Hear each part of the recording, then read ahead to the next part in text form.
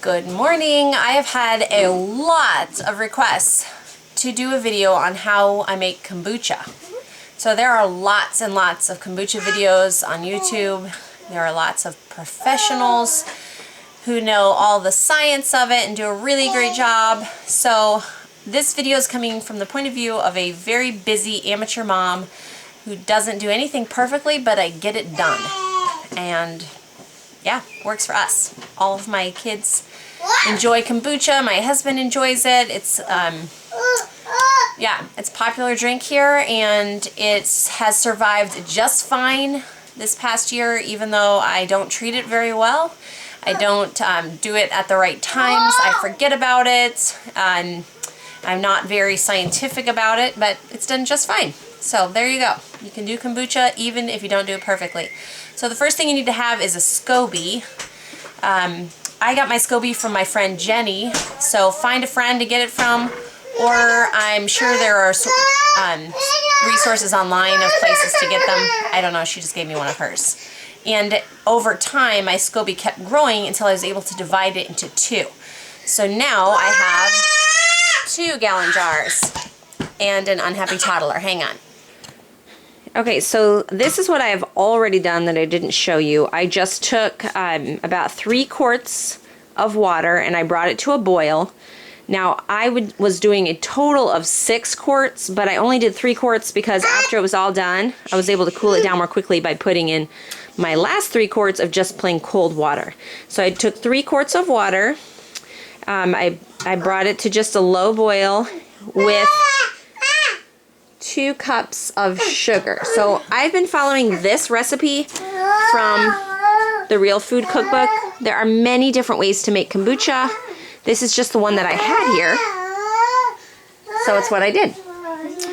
So she says to take 3 quarts of water to a cup of organic cane sugar and 4 black or green tea bags. So that is what I do, only I double it because I now have 2 Scobies.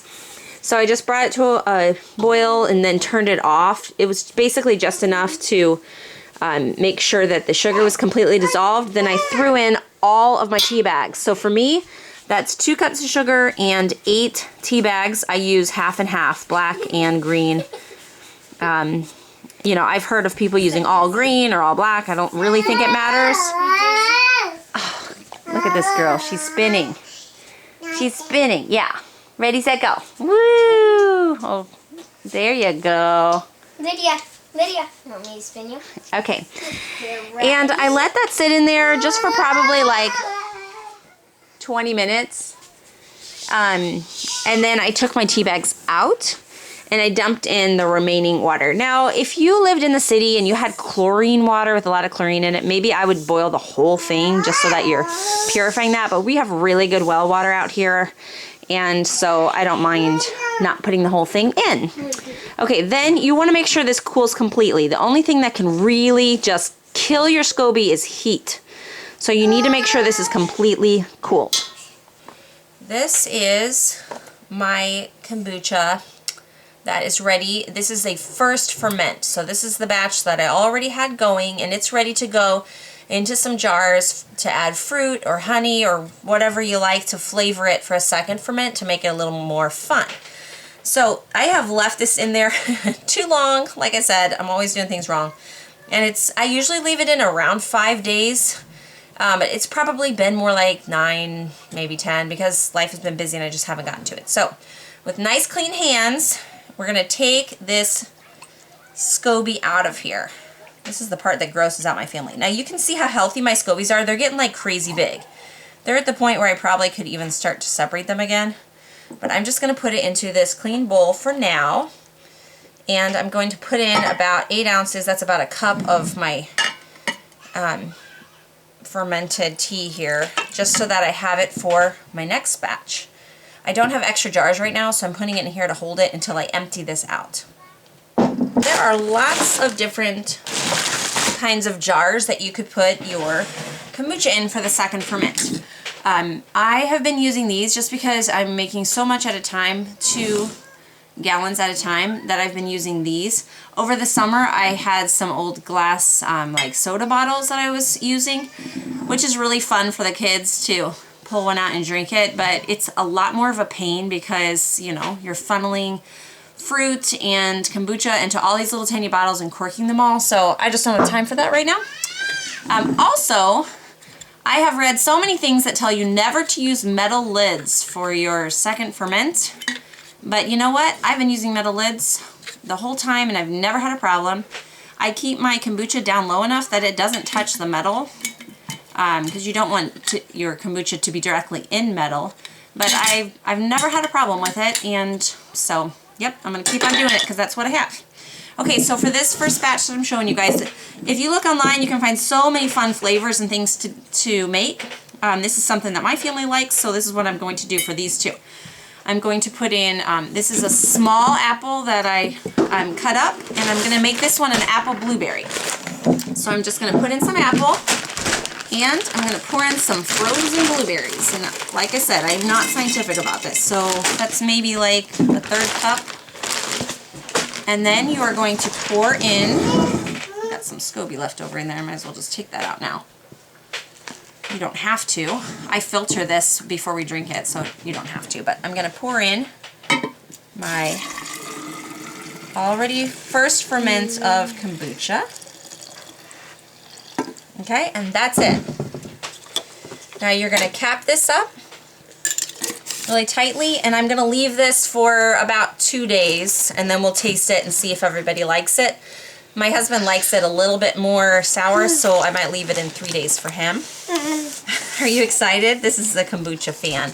People have asked me if I give kombucha to my kids because it's, you know, tea is caffeinated, but the Scoby is like eating all of that up. So there's just a small amount that remains, and yes, I give it to everybody. It's so good for digestion. Lydia likes it too, don't you? Okay, yeah, we're going to put those away for you. Okay, so the second one, I'm just going to make a strawberry kombucha. So we're just going to put in, strawberry is a hit here. We're just going to cover the bottom of the jar with strawberries. Do you want a cold one? Okay, and that's it for that. We're going to pour in the rest of this kombucha. Okay, I have a little bit extra, but I'm just going to set that to the side because I don't want to get too full here. Okay, so that's all you do, so then I'll cap that. I didn't grab the second cap. Okay, so now what you need to do.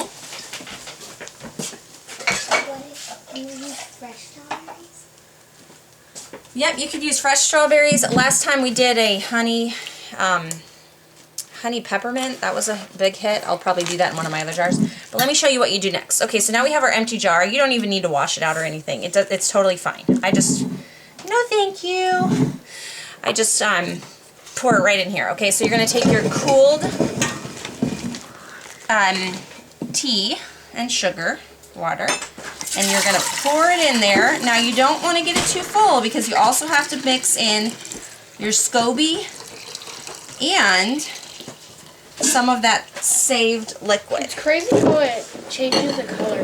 It does. It changes it. So this has not been fermented at all. This is just our tea and our sugar and our water, which the Scoby is going to feed off of over the next 5, 6, 7, 8, however many days till I get to it next. Okay, so you're going to pour in that reserved cup of liquid. And you're going to take your Scoby, and you're just going to gently lay it on the top. Make sure you have clean hands. Make sure you have clean hands. Now, right now, you can see there's liquid on the top. Can you see that? But, thank you, Silas. But over the next day or so, that Scoby, if it's healthy, it will float to the top and kind of make a seal. It'll kind of stick to the top of that jar. Okay, so then I just cover it with a clean cloth, and I like to put a rubber band on mine because they get pushed around a lot in the cabinet. And that's it. Stick it in the cabinet and leave it, you know, for 5 or 7 days, whatever you like, and then do the process all over again. That is all, folks. Like I said, it's so easy for things to work around here. They have to be easy or I'm just not going to get to it. So let me know if you give it a try. So many of you have asked for this video. I hope that satisfies what you were looking for.